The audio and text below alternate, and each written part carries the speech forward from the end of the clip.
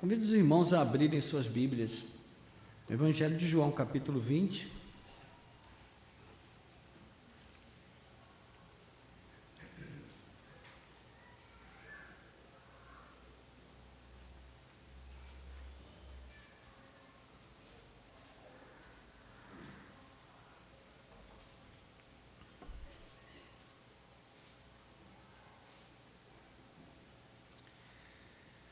Amém? Vamos fazer a leitura do verso 1 até o verso 10. Depois eu peço que você mantenha a sua Bíblia aberta.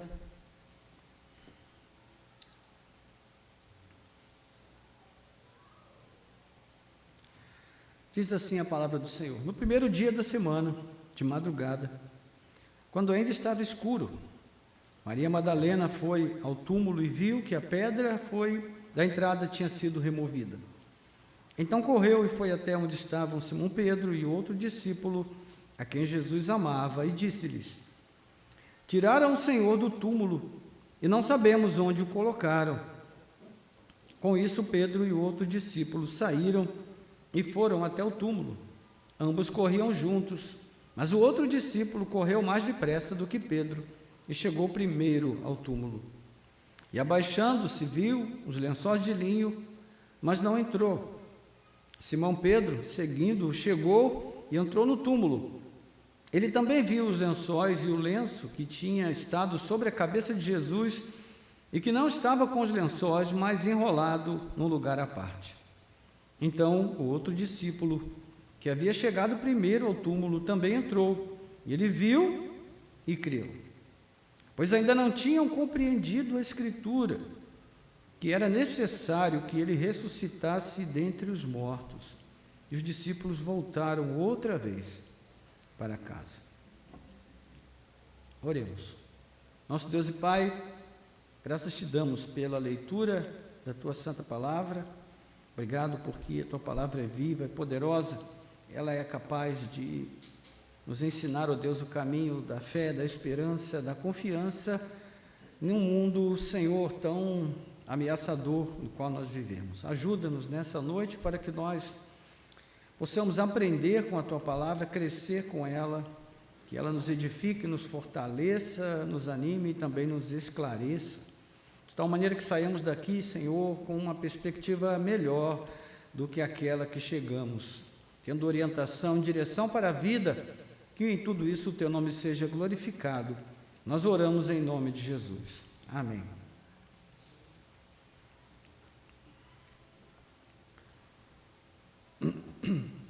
Irmãos, uma das coisas mais difíceis para os discípulos de Jesus, os primeiros discípulos, foi lidar com as palavras de Jesus e os atos de Jesus com a mesma confiança, com a mesma convicção. Porque as palavras de Jesus nem sempre combinavam com os atos de Jesus. Jesus, por 3 vezes nos evangelhos sinóticos, disse que ele deveria ser entregue nas mãos dos homens, que ele deveria sofrer muitas coisas, que ele seria morto e ao terceiro dia ressuscitaria. Os discípulos nunca entenderam isso e, portanto, acabaram também não crendo nisso. Por quê? Porque não combinava com as ações de Jesus. Jesus ressuscitava mortos. Jesus expulsava demônios somente com a sua presença. Jesus curava enfermos. Como é que uma pessoa com esse poder, o poder de multiplicar pães e peixes, como é que uma pessoa que tem esse poder, ao mesmo tempo diz de si mesmo que vai sofrer nas mãos dos homens, que será morto? Não combina, não é verdade? Então, essa era uma grande dificuldade para eles, porque o que eles viam era diferente do que eles ouviam. E essa ambiguidade na sua fé os acompanhou durante todo o processo. Isso só mudou depois do dia de Pentecostes. Mas até lá, e eles viveram essa ambiguidade na sua relação com Cristo. A mesma ambiguidade que nós também vivemos, irmãos, porque nós também temos dificuldade de lidar com isso.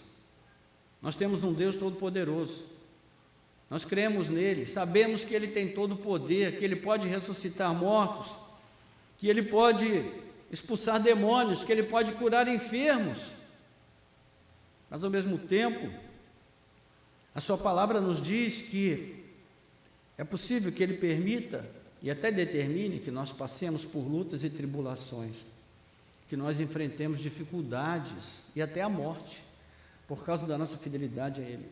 Isso é difícil para nós. Como lidar com isso?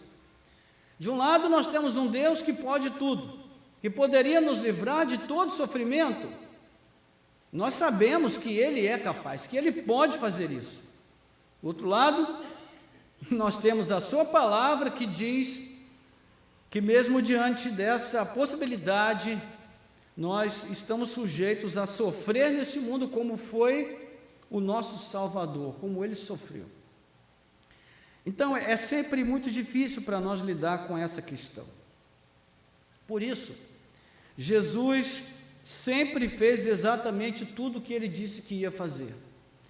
Mas os discípulos não conseguiram acompanhar o progresso da obra de Cristo porque eles tiveram dificuldade de lidar com essa ambiguidade na sua fé e na sua relação com o Senhor.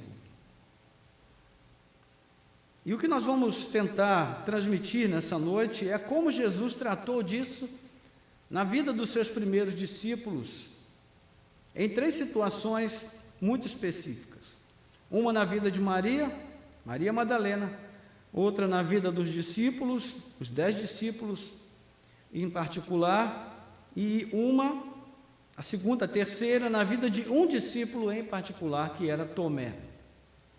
Então nós vamos considerar todo o capítulo 20, não vamos considerar versículo por versículo, mas o texto como um todo, para nossa edificação nessa noite. Então, nós começamos com o relato que acabamos de ler, o verso 1 até o verso 10. O que acontece ali? Maria Madalena vai até o túmulo. O que ela foi fazer lá? Pelos evangelhos sinóticos, nós sabemos que ela foi para preparar o corpo de Jesus, para perfumar o corpo de Jesus, para oferecer um tratamento ao corpo de Jesus, e nós vemos isso nos evangelhos sinóticos, Mateus, Marcos e Lucas. Mas quando ela chegou lá, ela não encontrou o Senhor.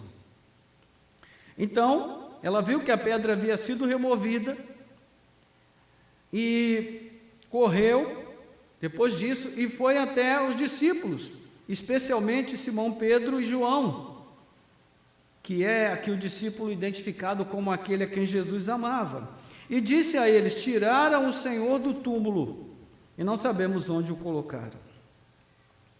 Então, qual é a perspectiva de Maria? Jesus está morto ainda. A questão é que o corpo dele sumiu. Nós precisamos do corpo de Jesus para dar o tratamento necessário, para honrar a sua morte, o seu corpo.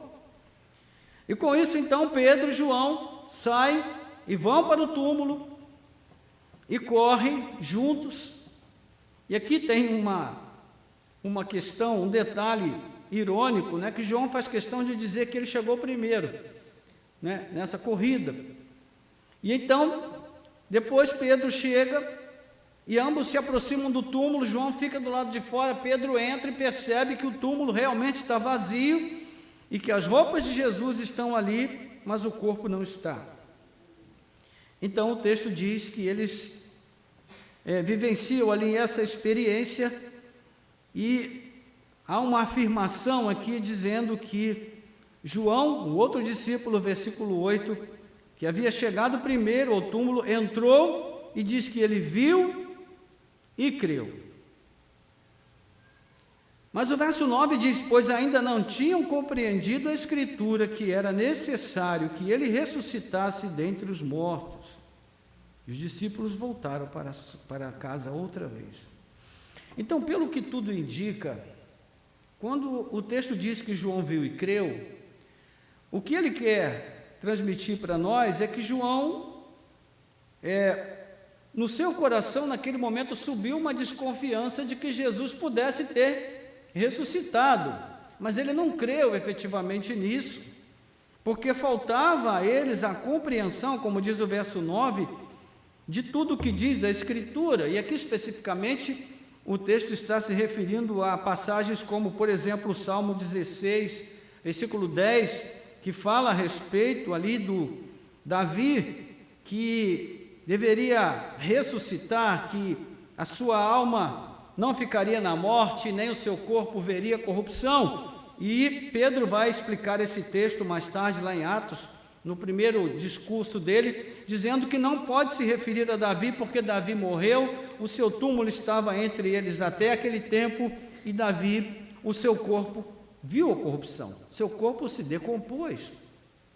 Então se referia evidentemente a Cristo.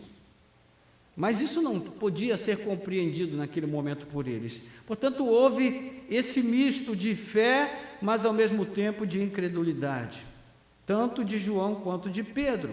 Por que podemos afirmar isso? Porque na sequência do texto, nós vamos ver que quando eles estão reunidos com os outros discípulos, eles não falam nada, que viram o Senhor, que o túmulo estava vazio, não comentam nada sobre o assunto e tudo continua como antes.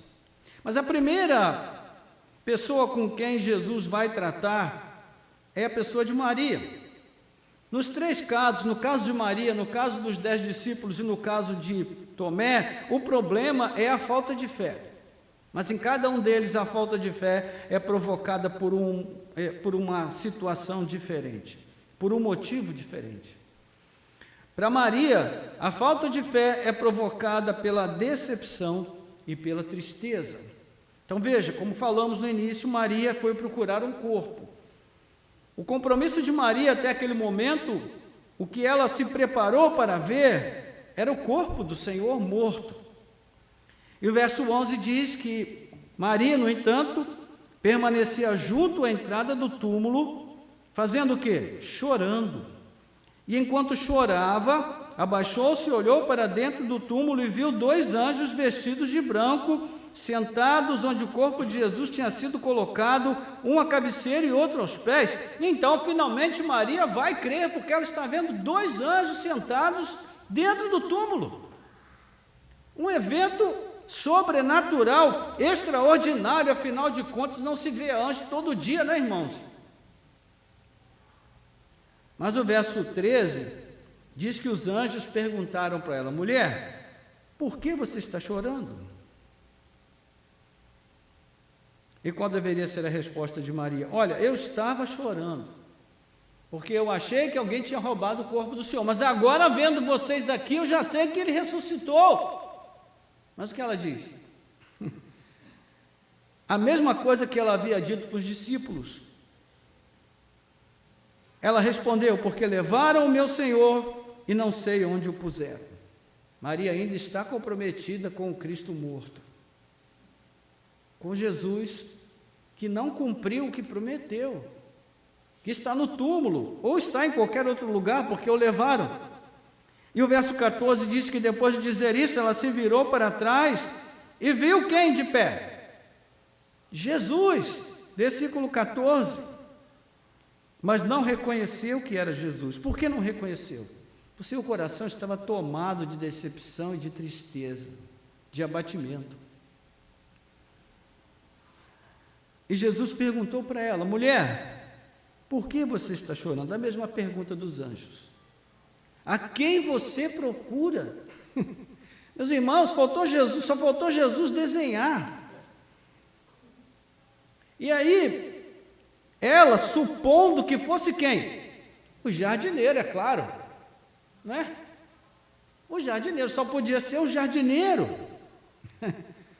E ela responde o quê?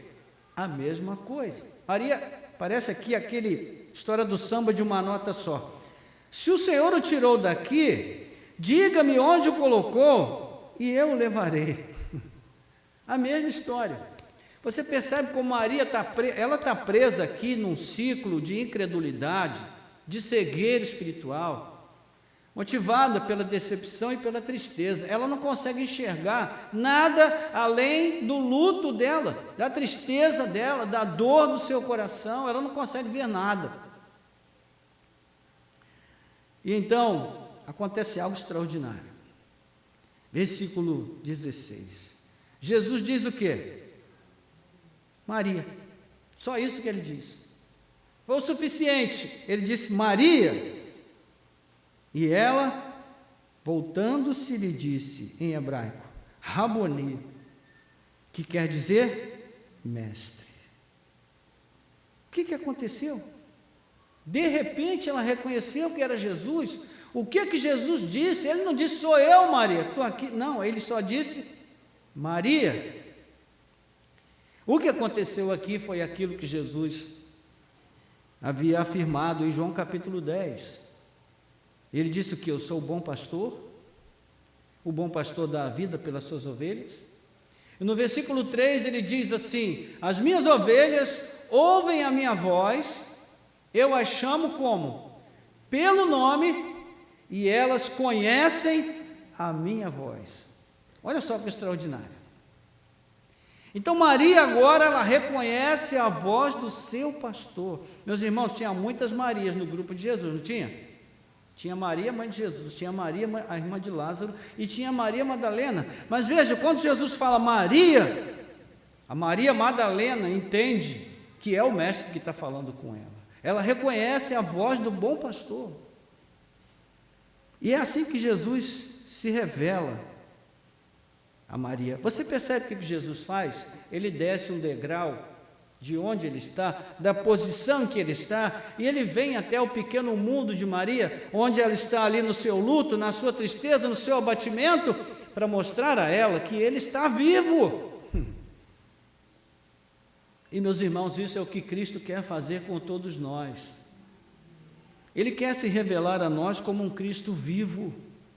Mas nós muitas vezes, assim como Maria, estamos presos a esse ciclo de morte que envolve a vida terrena que nós vivemos, com as suas frustrações, decepções, com as nossas lamentações, com o nosso choro, com a nossa tristeza, com o nosso abatimento, que não permite que a gente veja além das circunstâncias. É o que acontecia com Maria. Ela não podia ver nada além do fato de o seu Senhor estar morto. Mas quando Jesus chama Maria, de algum modo ele desperta nela a percepção da realidade. E então ela vê que Jesus está vivo. Agora sim, Jesus está vivo. Aleluia, Jesus está vivo. Então está tudo resolvido. Porque como antes, nós vamos ficar juntos aqui, vivendo uma comunhão maravilhosa. E ali é bem provável que Maria tenha se jogado aos pés de Jesus, porque a primeira coisa que ele faz depois disso é repreendê-la. Versículo 17.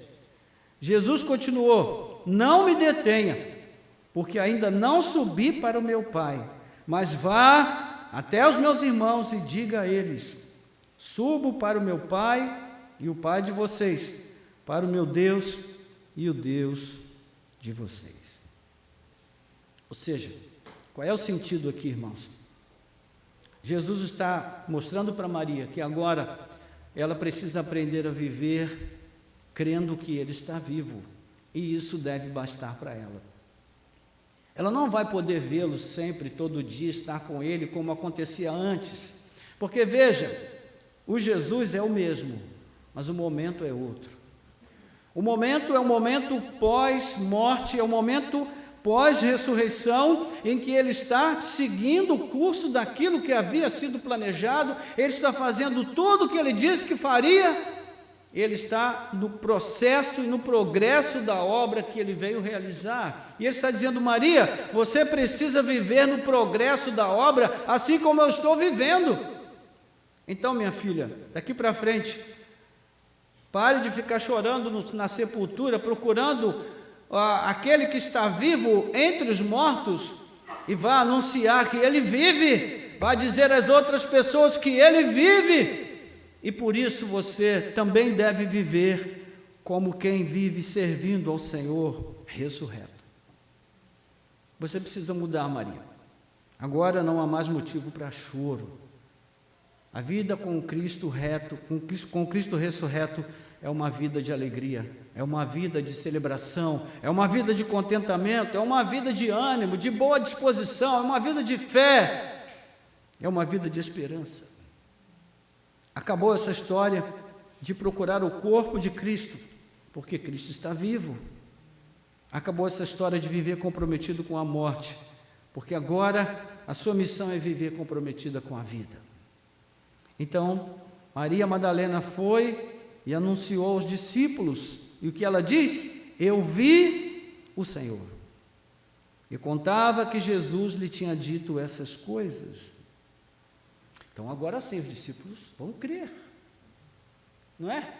Agora eles vão se encorajar, eles vão se empoderar dessa verdade, e vão sair anunciando para todos que Cristo está vivo. Meus irmãos, veja que solução maravilhosa que Jesus traz para Maria. Aprender a viver sem ver o Mestre, mas crendo nele sem vacilar. Viver alegremente, sabendo que Cristo vive e que Ele está fazendo tudo o que disse que faria na preparação para a nossa morada eterna, de uma vida plena e de um novo momento com Deus, de um novo tempo com Deus.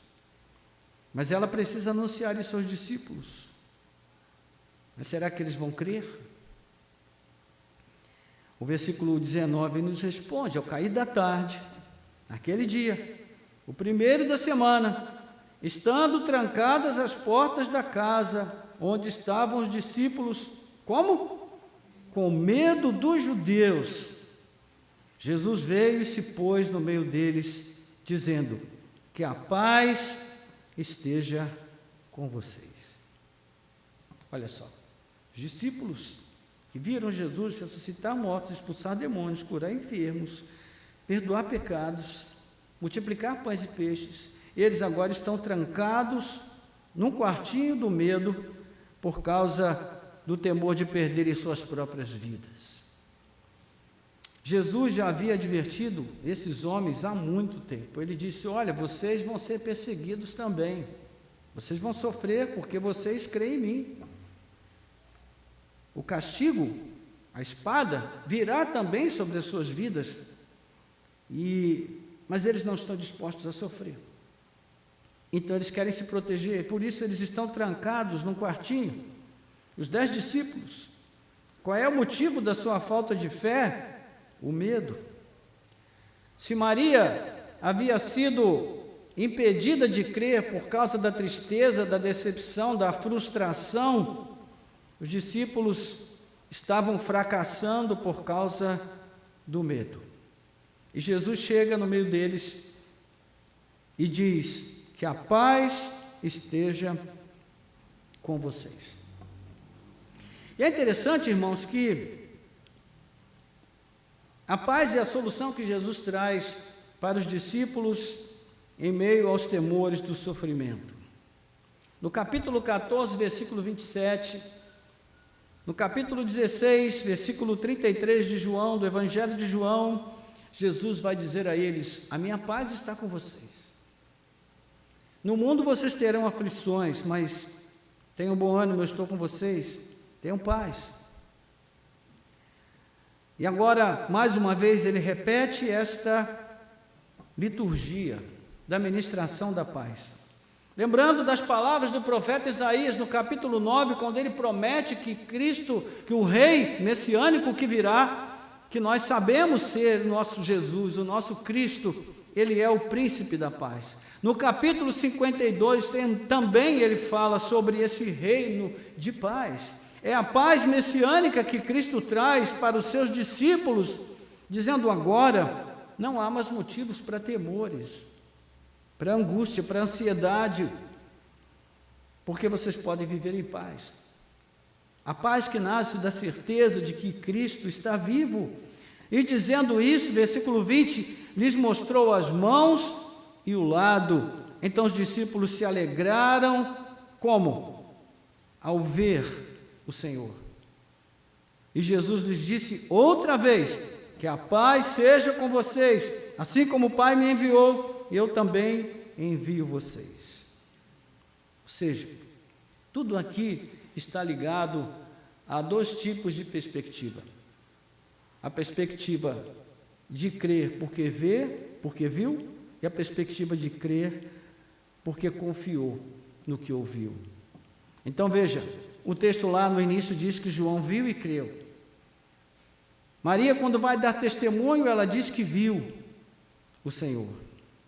Agora, o texto diz que quando eles viram as chagas de Cristo, então eles se alegraram. E o texto vai seguir nessa mesma toada até o final. Então, Jesus ministra sobre eles a sua paz. Mas não apenas isso, ele também sopra sobre eles o seu Espírito. E havendo dito isto, versículo 22, soprou sobre eles e disse: recebam o Espírito Santo. Se de alguns vocês perdoarem os pecados, são-lhes perdoados, mas se os retiverem, são retidos. Então, enquanto eles estão ali trancados no quarto do medo, corações ansiosos, angustiados, conturbados, o Jesus que se apresenta para eles é o mesmo, mas o momento é diferente. Ele agora não quer mais apenas partilhar com eles pães e peixes, ele não quer mais partilhar com eles lições importantes sobre a vida, sobre a história contada pelos profetas e como isso se cumpre em sua vida. Ele agora quer ensiná-los a sair do quartinho do medo e viverem corajosamente a vida no seu nome, no nome do Cristo ressurreto.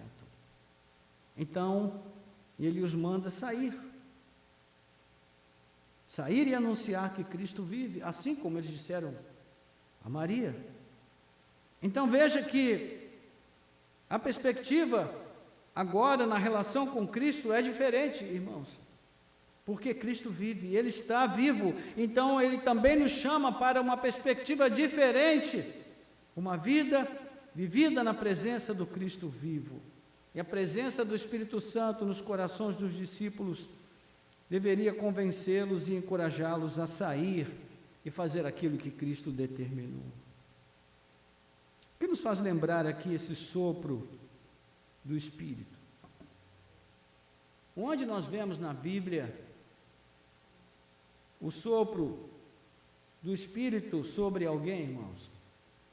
Lá no Jardim do Éden, quando Deus sopra o fôlego de vida sobre Adão, a ruá divina, e aqui, pneuma, o Espírito, no grego, é soprado sobre os discípulos, porque Jesus está recriando a humanidade. Não é à toa que o Evangelho de João começa com uma narrativa muito semelhante à de Gênesis, porque a história de Jesus com seus discípulos é a história da recriação da humanidade a partir de Cristo. O segundo Adão é uma nova história que está sendo criada e está sendo contada.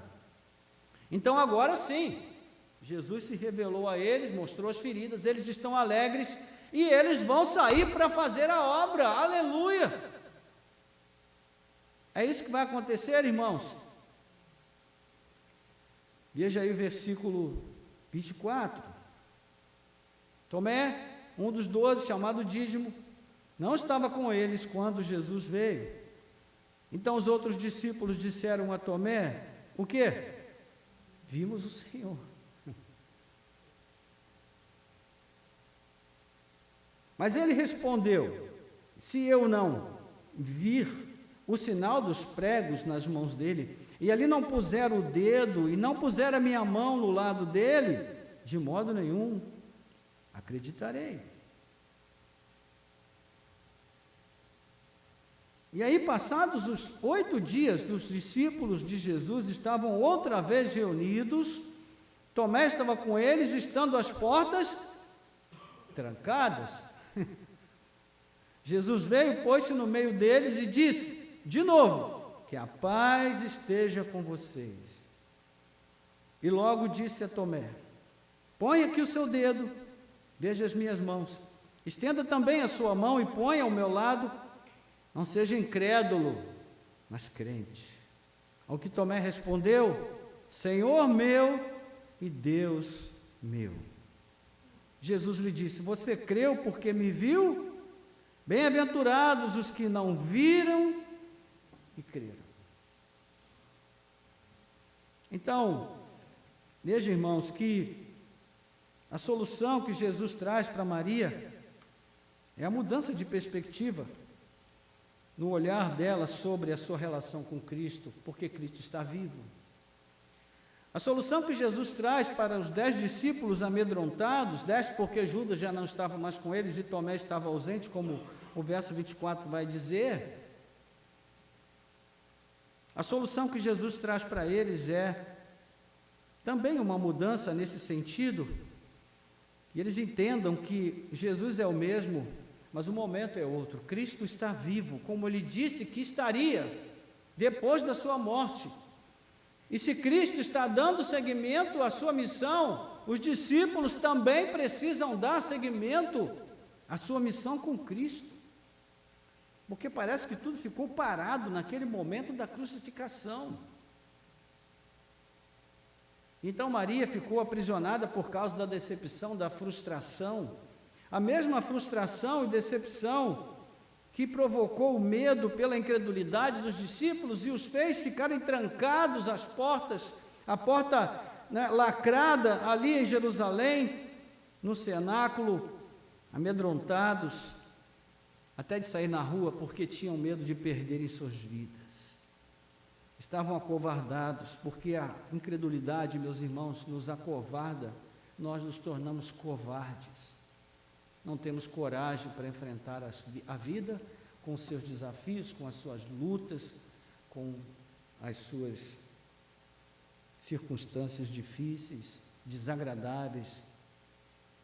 Então Jesus, por fim, vai tratar com Tomé. O problema de Tomé também é a falta de fé. E a causa é o cinismo. Tomé é um cínico. O cínico aqui é a atitude de desprezo, de menosprezo até, diante de um relato, ou de uma norma, ou de uma verdade, de uma afirmação em relação a um fato, quando não há provas materiais. Tomé era um empirista. Ele precisava de provas materiais. Ele só podia crer no que ele era capaz de ver. Então, ele exige as provas materiais. E quando Jesus chega, Jesus não dá nem tempo de ser saudado por ele. Jesus já vai logo abordando ele e diz: Tomé, põe aqui o teu dedo.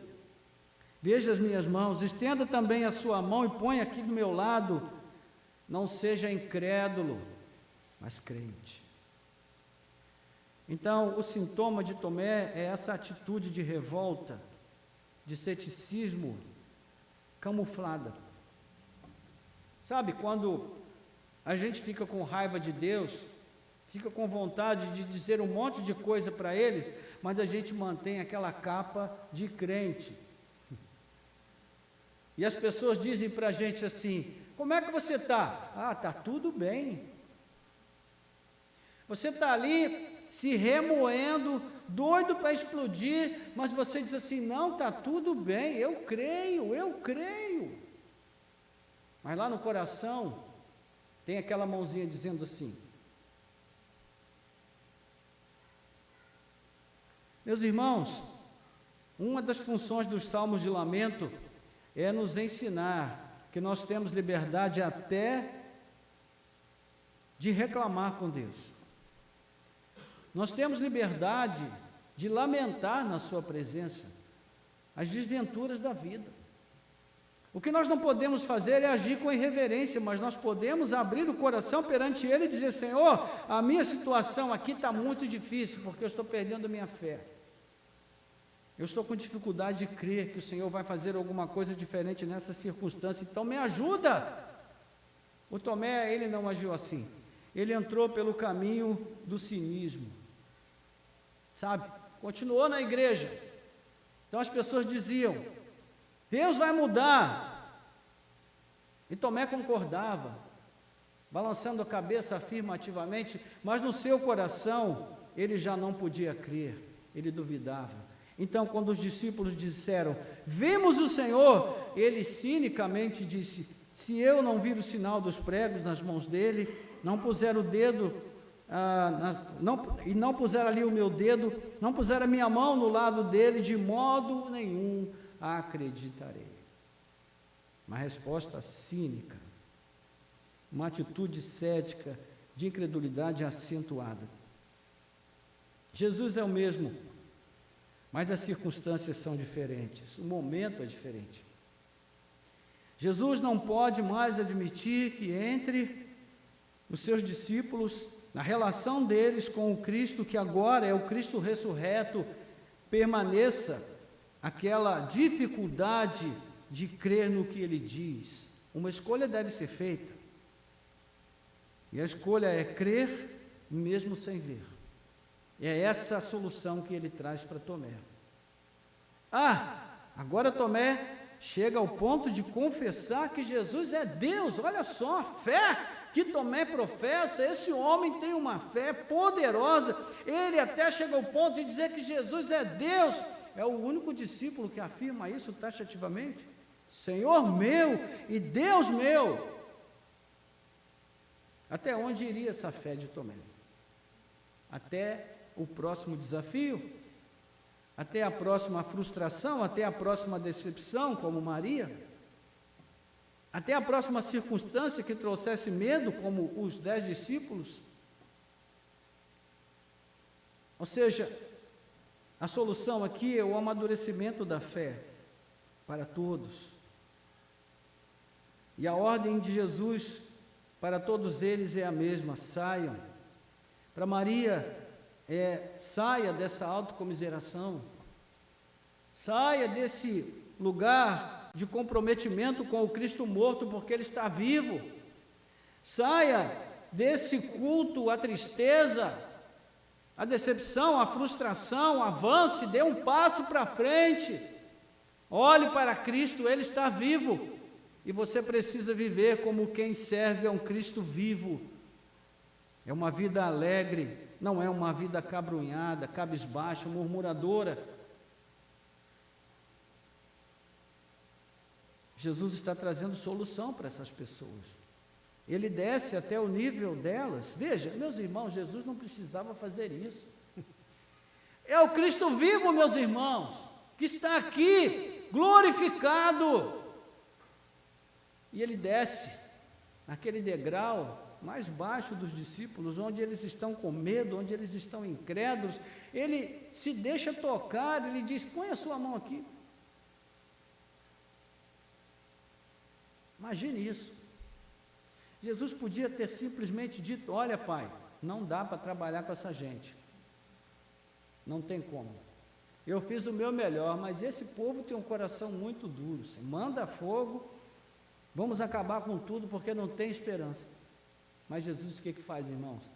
Ele dá um passo atrás, e ele vai buscar aquela ovelha que está se perdendo lá no abismo, porque ele é o Deus de amor, ele nos ama, ele tem um compromisso pastoral conosco, e ele vai até onde nós estamos, com as nossas inseguranças, com os nossos medos, com as nossas dúvidas, com as nossas frustrações, com a nossa incredulidade, com o nosso cinismo. Ele vai até esse poço onde nós estamos e estende as mãos para nos tirar dali, para nos resgatar e para nos levar para um lugar de uma fé madura, adulta, autêntica, real, verdadeira.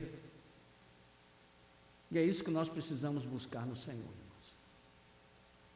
Não sei qual é o seu lugar nessa noite, não sei se você está vivendo no lugar de Maria, decepcionada, decepcionado, frustrado ou frustrada, abatido, triste, porque a forma como você esperava que Deus agisse em sua vida não aconteceu.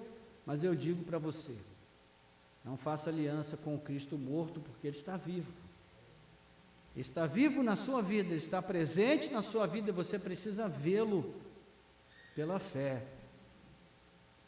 E a minha oração é que o bom pastor se revele a você nessa noite, mostre para você como que você pode fazer para resgatar a sensibilidade de reconhecer a sua voz na sua vida, porque Ele está sempre falando contigo.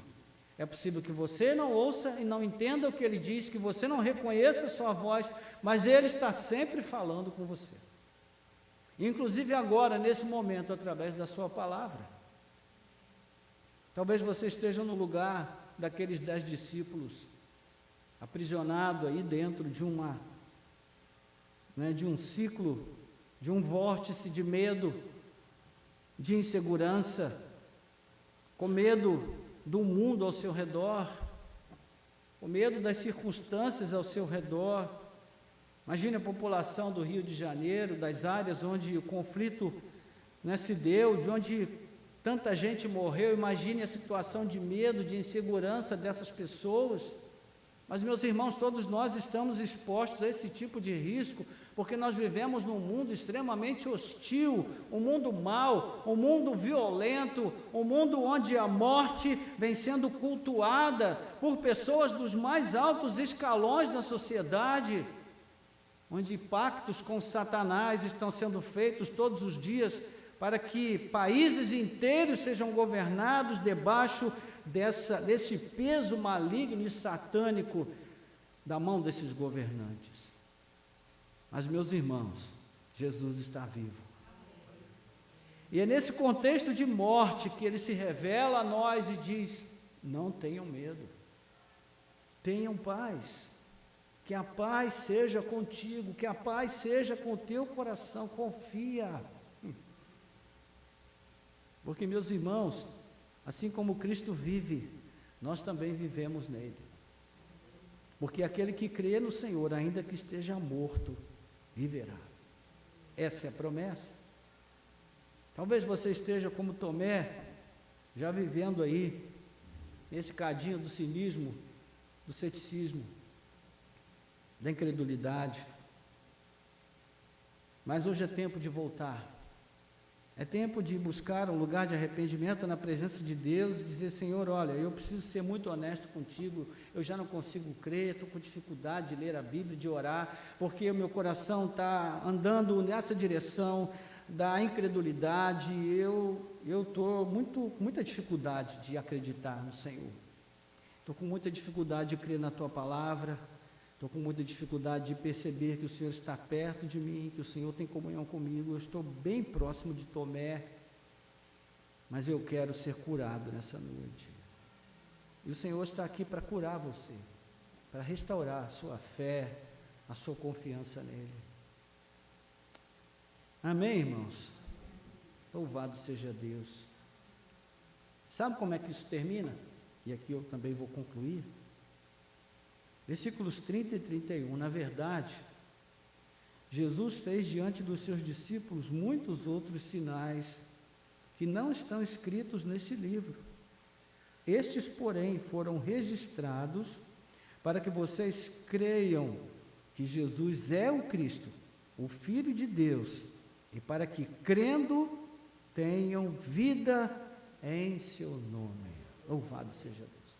Essa é a resposta final para Maria, para os 10 discípulos, para Tomé e para todos nós. Jesus fez muitos outros sinais, mas nós não vimos. A pergunta é: nós vamos crer no que o Evangelho diz? Ou vamos crer apenas no que podemos ver? Esse é o ponto. A fé vem pelo ver? Não. Paulo diz no capítulo 10 de Romanos que a fé vem pelo ouvir. E ouvir o quê? A palavra de Deus. Então, esta é a declaração de propósito do Evangelho de João. O que foi registrado aqui, foi registrado para que nós possamos ouvir a palavra de Cristo e crer que Ele é o Messias, o Filho de Deus, que Ele é o Cristo vivo, e crendo nele, nós teremos vida em seu nome.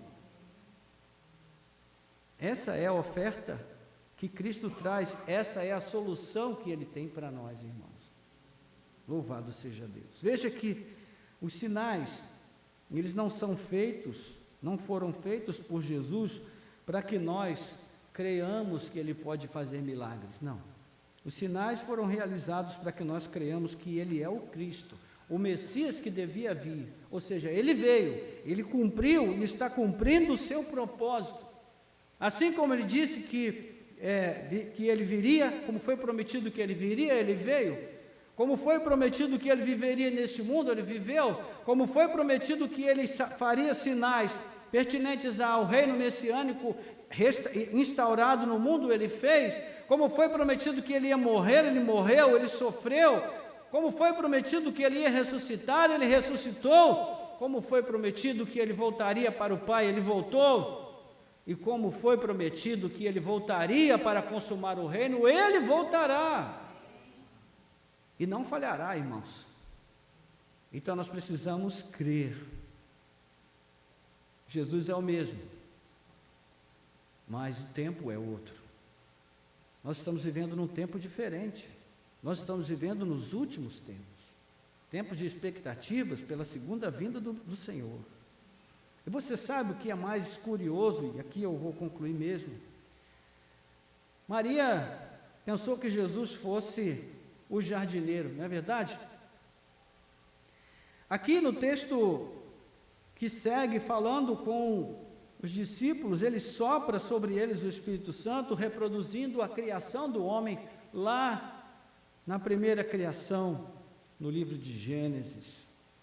Aqui, na conversa de Jesus com Tomé, Jesus se revela a Tomé como aquele por meio do qual nós podemos crer, aquele que representa, né, a nossa perspectiva humana restaurada, porque embora Ele esteja glorificado, Ele esteja ali num corpo ressurreto, Ele conserva as marcas da nossa humanidade restaurada nele. Ele é o segundo Adão, como Paulo vai dizer em Romanos capítulo 5. E quando a gente abre em Apocalipse capítulo 22, o que é que a gente vê, irmãos? Um novo jardim. Então veja, a Bíblia começa com o jardim e termina com o jardim. Ela começa com o jardim destruído e termina com o jardim restaurado. E o que é que tem no meio desse jardim? O trono de Deus e do Cordeiro. Então Maria não estava errada. Jesus é o jardineiro mesmo. Só que Ele é o jardineiro de um jardim restaurado, que foi preparado para nós, onde nós estaremos para sempre com o Senhor. É aqui, meus irmãos, que repousa a nossa fé e a nossa esperança. Vamos orar? Nosso Deus e Pai, graças te damos pela tua bondade, pelo teu amor, pela tua misericórdia, que na tua palavra mais uma vez se revela para nós. Ajuda-nos, Senhor, a absorver o ensino que a tua palavra tem trazido aos nossos corações, a depositar a nossa fé inteiramente naquilo que o Senhor diz, sem a necessidade de provas vistas, ó Deus, materializadas, sem a necessidade de ver sinais, de ver milagres, mas, Senhor, sabemos que mesmo o Senhor pode realizar esses milagres e esses prodígios em nossas vidas, se assim aprover a Ti, mas que não seja isso o que defina a nossa fé. Que nós possamos crer simplesmente confiando naquilo que o Senhor diz, naquilo que a Tua palavra diz. Que seja essa fé madura, adulta, crescida, desenvolvida, que nos leve a viver com alegria o Evangelho, como quem vive à luz da existência de um Cristo que vive. Ele não está morto, não podemos ter nenhum compromisso com a morte, porque o nosso Senhor é o Senhor da vida, e crendo nele nós também temos vida em seu nome. Mas nós te pedimos, ó Senhor, que nessa noite o Senhor venha curar o coração daquele ou daquela que está abatido, decepcionado, frustrado, que o Senhor se revele para esse coração como bom pastor, e esta vida reconheça a voz do seu pastor, e possa viver a partir de uma nova perspectiva, Senhor, a partir desse reencontro com o Senhor ressurreto.